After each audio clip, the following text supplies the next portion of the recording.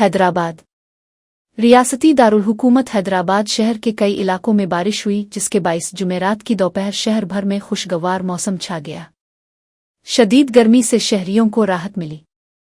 एक हफ्ता कबल भी शदीद बारिश हुई थी, उसके बाद दर्जा हरारत में काफ़ी इजाफा हुआ था, लेकिन आज दोबारा कुछ हद तक गर्मी में कमी आई है।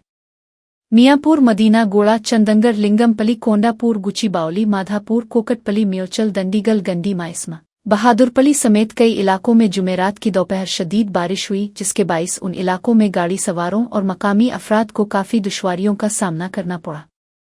कई मकामात पर बरक़ी की सरबराही में खलल पड़ा। हुक्काम इमदादी कार्रवाइयों में मसरूफ़ हैं।